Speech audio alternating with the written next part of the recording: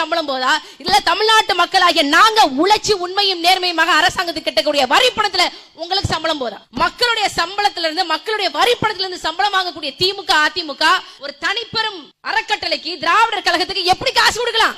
எப்படி காசு கொடுக்கலாம்? திராவிடர் கழகம் பெரியார் ஆரம்பிச்சுன்னு சொல்லுவான். பெரியார், இது பெரியாரின் மண், இது பெரியாரின் பூமி, பெரியார் மண் தமிழ்நாடு, அண்ணாவின் பூமி தமிழ்நாடு என்று சொல்வார்கள். தமிழர்களை படிக்க வச்சதே பெரியார் என்று சொல்லுவான். அந்த பெரியார் கடைசி காலகட்டத்தில் 72 வயசுல தன்னுடைய சொத்துக்களை எல்லாம் பாதுகாப்பாக வைத்துக் கொண்டிருக்கணும். யாரு கொடுக்க கூடாதுன்னு சொந்த சகோதர மகன் ஈவிகே சிலங்கோவன் இருக்காருல, அவருடைய அப்பா ஈவிகே சம்பத்துக்கு கொண்டு போயிடக்கூடாது, கொடுத்துடக்கூடாது என்று பயந்து கொண்டு 72 வயசுல 2வது திருமணம் பண்றாரு 27 வயது பெண்மணியை. அவ்வளவு பெரிய மகா கஞ்சம் இந்த ஈவே ராமசாமி என்று சொல்லப்படக்கூடிய பெரியார். அவருடைய சொத்து மதிப்பு என்ன தெரியுமா? இப்போ அவருடைய சொத்து மதிப்பு 1 லட்சம் கோடி. தமிழர்களை படிக்க வைத்தது நான் தான் என்று சொல்லக்கூடிய பெரியாருடைய சொத்து மதிப்பு 1 லட்சம் கோடி.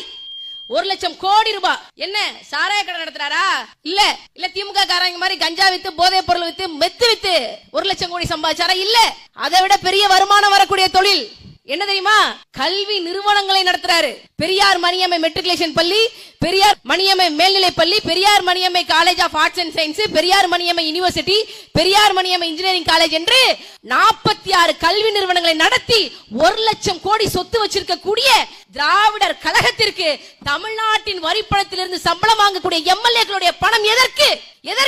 எம்எல்ஏக்களுடைய 1 மாத சம்பளத்தை புயல் அடிபட்டவங்களுக்கு, வெள்ளத்துல பாதிச்சவங்களுக்கு, வறட்சியால பாதிக்கப்பட்ட ஏழை விவசாயிகளுக்கு கொடுக்கலாம்லையா? ஏழை விவசாயிகளுக்கு கொடுக்கலாம்ல? கொடுக்கலாமா, கொடுக்க கூடாதா? அவன் 1 லட்சம் கோடி ரூபாய் சொத்து வச்சிருக்கான் பெரியாரு.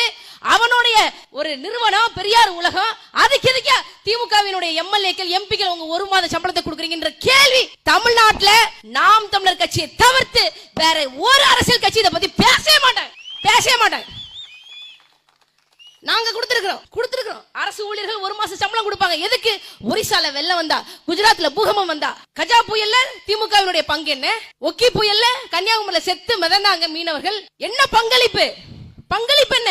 அவனுக்கு காசு இல்லையா? 1 லட்சம் கோடி சொத்து சேர்த்திருக்கக்கூடிய பெரியாருக்கு, அந்த அறக்கட்டளைக்கு, திராவிடர் கழக அறக்கட்டளைக்கு, பெரியார் உலகம் கட்டுவதற்கு 1.5 கோடி தமிழ்நாட்டு மக்களுடைய வரி பணத்தை எடுத்து ஊரா வீட்டு நெய்யை என் பொண்டாட்டி கையை என்று சொல்லி தமிழர்களுடைய வரி பணத்தை எடுத்து கொடுக்கிறான் அப்படின்னா இவனை நம்பலாமா? இந்த திமுகவை நம்பலாமா? இந்த முக ஸ்டாலின் அவர்கள் நம்பலாமா?